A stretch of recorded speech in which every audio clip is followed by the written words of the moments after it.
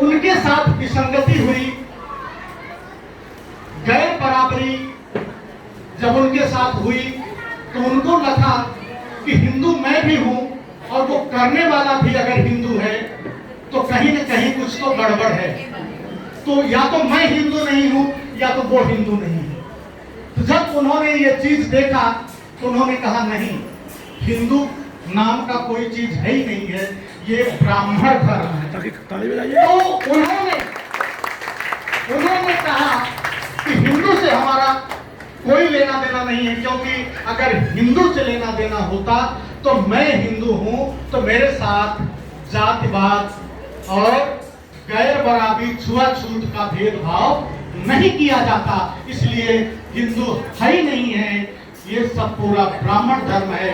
इसलिए उन्होंने पूरा अपना ध्यान जो केंद्रित किया वो केवल ब्राह्मण के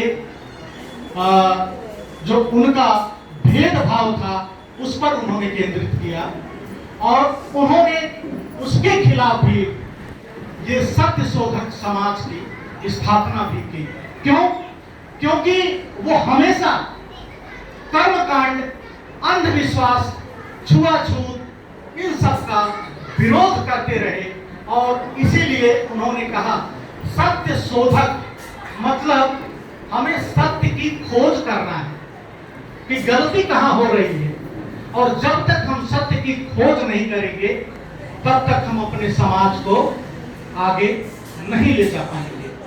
और उसमें शोध करने का जो उन्होंने बहुत सारी चीजें अपनाया कि अनाथ आश्रम बनाया और ये भ्रूण हत्या, बाल हत्या जिसे कहते हैं वो भ्रूण हत्या, तो इन सब में जब गैर बराबरी थी तो उसके साथ इनको एक संगठन बनाना पड़ा कि ये सब कार्य जो है एक संगठन के माध्यम से ही हो सकता है, और वो संगठन सत्य शोधक समाज के नाम से 1873 में उसकी स्थापना की।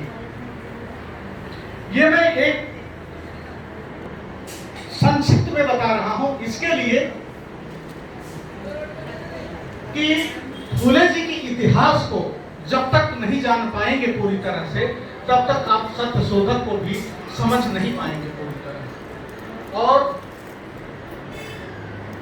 फूले जी जैसा कि आप जानते हैं उस समय इतने बड़े उद्योगपति थे कि अगर वो समाज सेवा में अपना समय नहीं गुजारे होते तो शायद आज टाटा, बिरला, अडानी, अंबानी नहीं होते, वही सबसे ज्यादा आज उनके पास ही उद्योग होता। तो लेकिन उन्होंने इसको अहमियत न दे करके उन्होंने अपने समाज की अहमियत दिया। क्यों? जब उन्हें लगा कि सबसे पहले जब उन्हें स्कूल में दाखिला कराया गया तो उनके समाज वाले ही विरोध किए कि हमारा जो शूद्र समाज है उसको तो पढ़ने का अधिकार ही नहीं है, तो तुम इनको क्यों पढ़ने भेजा जा रहा है? तो वो उनको स्कूल से वापस कर दिया गया। उन्हें परिवार, समाज के लोगों ने 1-2 कक्षा के बाद उन्हें स्कूल छोड़ा दिया। फिर उन्होंने उनके कई ब्राह्मण मित्रों ने जो प्रगतिशील विचारधारा के थे उनके कहने पर और एक अंग्रेज जो था उसके कहने पर उनके पिताजी उन्हें पुनः चर्च ऑफ स्कॉटलैंड मिशन में उन्होंने 1835 में पुनः उनका एडमिशन कराया। और उसके बाद उन्होंने एक किताब पढ़ी, मानवतावादी समाज। जब उन्होंने ये किताब पढ़ी उसके बाद उनके मन में आया कि इस मानवतावादी समाज में कितनी विसंगतियां हैं यहाँ, और छुआछूत और ये कर्मकांड, इन सब को दूर करने के लिए जब तक ये दूर नहीं होगा तो तब तक हमारा समाज आगे नहीं बढ़ सकता। तब उन्होंने सोचा कि ये दूर कैसे होगा? सबसे पहले जब उनकी माता जी का निधन हो गया तो उनकी एक दूर की कोई मौसी थी सगुड़ाबाई, उनकी बेटी थी, उसने इनका लालन पालन किया था। और वो लालन पालन किया और वो एक अंग्रेज के यहाँ काम करती थी। इसके लिए उनको ऐसा लगा कि ज्योतिराव फूले को पढ़ाना बहुत जरूरी है। और ज्योतिराव फूले जब पढ़ने के बाद उन्होंने देखा कि अगर कोई समाज को आगे बढ़ा सकता है तो वह केवल एक महिला बढ़ा सकती है। और जब तक महिला शिक्षित नहीं होगी तब तक हमारा परिवार अंधविश्वासों में दबा रहेगा। और जब महिला शिक्षित होगी तो सबसे पहली जो शिक्षा जिससे बच्चे को मिलती है वो एक अब उसकी माँ ही दे सकती है। तो अगर माँ पढ़ी लिखी होगी तो अपने बच्चे को इस अंधविश्वास, कुरीति, पाखंड इन सब चीजों से उबार कर उसे सत्य के मार्ग पर ले जाएगी। तो इसके लिए महात्मा ज्योतिराव फूले ने 1848 में सबसे पहले महिलाओं की शिक्षा के लिए उन्होंने स्कूल खोला कि अगर महिला शिक्षित होगी तभी जाकर के हमारा समाज आगे बढ़ सकता है। तो दोस्तों, इसके लिए धीरे धीरे उन्होंने आगे बढ़ाए और सत्य शोधक समाज की जब स्थापना की तो वो संगठन की जरूरत पड़ी तब उन्होंने स्थापना की। और 1890 में जब उनका वो यशगाई होते हैं तो उसके बाद कुछ दिनों तक माता सावित्रीबाई फुले ने इस मिशन को आगे बढ़ाया। और उसके बाद कोल्हापुर नरेश साहू जी महाराज ने सत्य शोधक समाज को आगे बढ़ाए। और धीरे धीरे,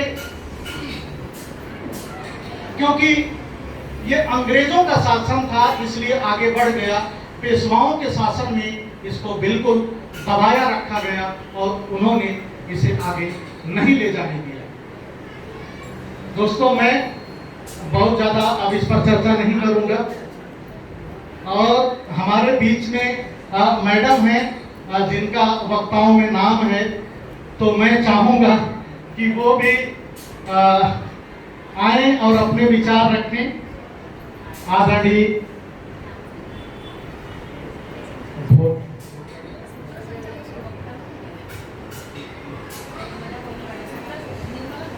निर्मला महिलाओं के लिए स्कूल खोला तो तथाकथित कुलीनवादी समाज ने उस स्कूल में किसी पुरुष को तो अलाउ किया नहीं कि वो पढ़ाए, और महिला कोई पढ़ी लिखी थी नहीं। तो माता सावित्रीबाई फुले को ज्योतिराव फुले ने घर में शिक्षा दी, घर में पढ़ाया और उसके बाद उन्होंने उस स्कूल में पढ़ाने के लिए भेजा। और कितनी तकलीफ किया सही उन्होंने महिलाओं की शिक्षा के लिए। 3-3 साड़ियां लेके जाती थी, रास्ते में कीचड़, गोबर, पत्थर ऐसे फेंके जाते थे उस समय। उसके बाद भी उन्होंने हार नहीं माना।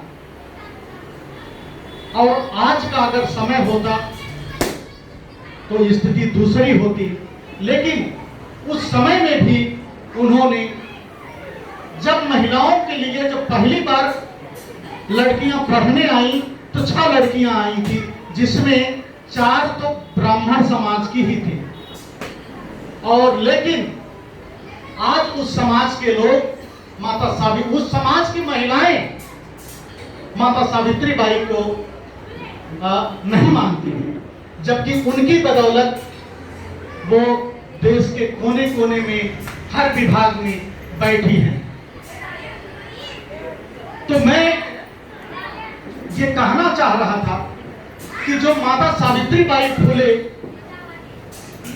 का जो विचार था कि महिलाएं शिक्षित होंगी तो पूरा परिवार शिक्षित होगा और पूरा समाज शिक्षित होगा और देश शिक्षित होगा। तो इसको आगे बढ़ाने के लिए सत्य शोधक समाज उन्होंने सोचा कि हम रहें न रहें, लेकिन एक संगठन रहेगा तो उसकी वैचारिकता रहेगी, उसकी विचारधारा रहेगी। हम नहीं हैं तो कोई दूसरा आगे बढ़ाएगा।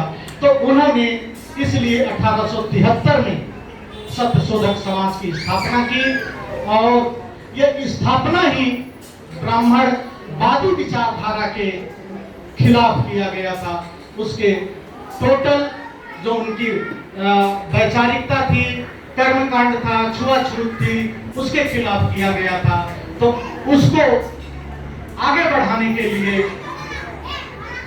इतिहास में धीरे धीरे लोग करते रहे, लेकिन जिस तरीके से उस समय वो संगठन फला फूला, आज हम जागरूक हो गए, पढ़े लिखे हो गए, तो वो हम अपने लोगों तक उसको नहीं पहुंचा पा रहे हैं। ये दुख की बात है। तो हम लोगों को एक संकल्प लेना चाहिए, प्रण लेना चाहिए कि जो लोग अपने जीवन को अपने समाज के लिए निछावर कर दिया, तो हमको भी 1% 2% तो समाज को देना चाहिए। अपनी उस वैचारिकता को नहीं ज्यादा तो 10-5 लोगों को तो हम बताएं। तो मैं इस कार्यक्रम में जो हमारे विशेष करके विद्वत आदरणीय ओम प्रकाश मौर्य जी हैं, जो सत्य शोधक समाज को काफी दिनों से इस देश के कोने कोने तक उसकी वैचारिकता को लेके जा रहे हैं। जब भी ये गाड़ी लेके निकलते हैं तो कभी दिल्ली, कभी एमपी, कभी बंगलोर, कभी जब मैं बात होती है तो कहते हैं कि मैं आज तो भोपाल में हूँ, यहाँ सत्य शोधक समाज का कार्यक्रम है। तो दोस्तों, तो ऐसे लोग जिन्होंने इस विचारधारा को आगे बढ़ा रहे हैं,